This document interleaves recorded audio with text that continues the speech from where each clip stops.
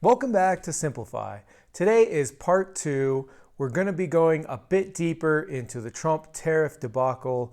If you haven't watched last week's video, I'd encourage you to do so beforehand.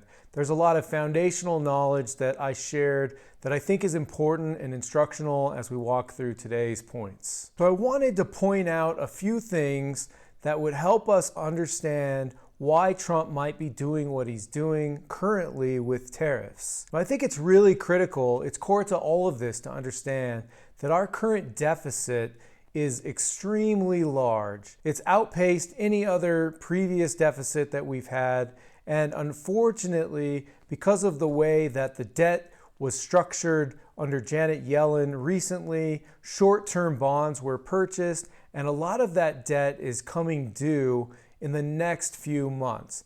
Now, because of this, we'll have to refinance a lot of that debt. I think the estimates are around $7 trillion will have to be refinanced. Plus, there's an additional 2 or more trillion that's coupled into that as we've added to our deficit over the last period of time.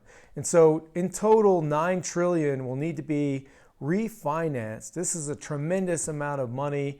And because interest rates are so high right now, that is going to be very problematic for us. As a country, we'll need to service that debt. With the interest rate being what it is, it will be cost prohibitive to ever get ahead of that debt. Just like when we talk about personal debt and why it's so catastrophic to have alarming amounts of debt on top of high interest rates in your credit card, it's very similar what the U.S. government is going through right now in terms of our deficit. Now, I truly believe that the Trump administration wants to balance the budget as best they can.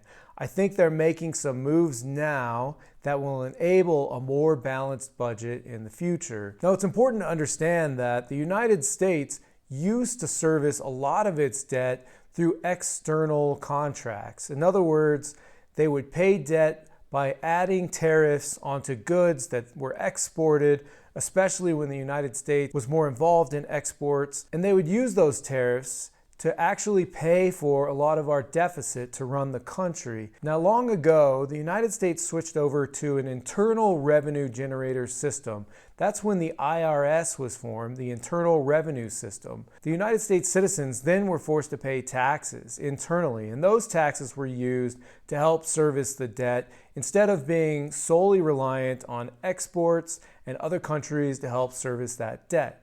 Now, this had long-term implications, allowing us to be more reliant on U.S. citizens, but at the same time disincentivizing certain structures that would bring work back into the United States. But there are dependencies currently on internal revenue, in other words, taxes. So part of the goal, I think, ultimately of the Trump administration is to push the Internal Revenue Service toward a system that actually allows all those making $150,000 and under every year to completely avoid income tax. Now, this would be a substantial change, and I think Trump is positioning himself to offer this kind of reform for the American public to greatly alter his approval rating and to greatly alter how he's perceived. I think this is going to be a legacy item for Trump, and in the long run, I think his goal is definitely to reform the tax system. And so by transitioning to these tariffs that are being placed on external countries, there is a bit of dependency on internal revenue that's being shifted from the internal United States, our citizens, to the external world. Now, there definitely will be downstream consequences of this kind of move, but one of the benefits that U.S. citizens might see, which might garner a lot of support for the president, is this potential tax break for those, again, who are making $150,000 or less every year. Now, in order for this to happen, one thing that's very critical right now is for interest rates to start coming down. You've probably seen in the news over the last day or two that President Donald Trump is very upset with the Fed. He wants Powell out. Powell has refused to cut rates and says the Fed is not going to cut rates because inflation continues to burn hot and the economic indicators that are underlying are not allowing for that type of rate cut.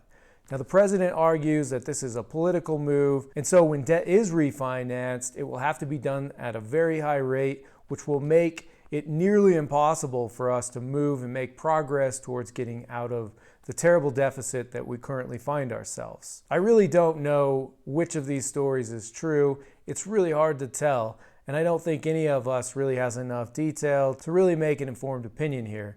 But we can look to the future and hope for the best. I think ultimately, if the tariff situation continues and if negotiations are had, which we're seeing right now with a number of countries, it's going to be really important to keep your eye on how those negotiations take place.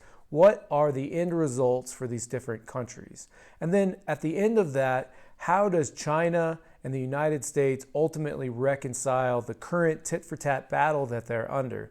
Those two factors will be very important. But in the long run, this total reformation of bringing in a way to service our deficit through external income while relying less on internal revenue or the IRS, the internal tax collection process, I think these are some potentially positive outcomes. Definitely a tax reform is needed. At the very least, a more simplified tax code would be beneficial.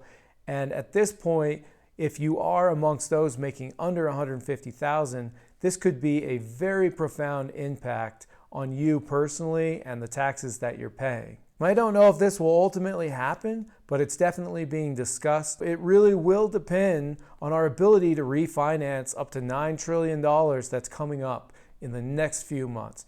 This amount, it's critical that the interest rates go down. If Trump is not able to figure out a way to refinance this debt at a lower rate, I think we're going to be in a pretty interesting predicament. Now, there are so many different factors here that it's hard to narrow it down to just one. But these are some of the big things that I'm keeping my eye on as we move forward. I'll be really curious to see what does happen with Chairman Powell. Will he be removed from the Fed? I don't know. I think that there are a lot of problems with removing the Fed chairman. There are lots of rules in place to make the Fed an independent body that does monetary policy and one that should not be pressured or influenced by the presidential administration. I know that Trump has announced that he's looking into legal ways in which he might move on from Chairman Powell. If this does happen, it could have a pretty traumatic effect on the markets. Currently, Powell has said, I'm going to stay in office. I'm going to be in this role until my term expires. It expires basically 1 year from today at the end of May in 2026. And so keep your eye on any news related to this. There already is a successor in mind. We'll talk more about him in a later episode, but I think this could have a traumatic impact on both the markets and future positioning for either some type of tax reform, and definitely will play into how we refinance debt in the coming months. This has got to happen pretty quickly. And so looking at the different tools that are leveraged to get us out of this current situation will be instrumental. I hope this part 2 video has given you some optimistic outlooks on where things might go. I understand that things are still in great flux, and so I'm trying to bring you some of my latest thoughts in hopes that these thoughts will resonate and make sense to you, and at least give you some positive and some negative to reflect upon as we go through this really turbulent news cycle. If you do have any topics you'd like me to cover, please shoot me a note in the comments. Please like and subscribe. I'd love to have your support, and I'll look forward to seeing you in next week's video. All right, take care.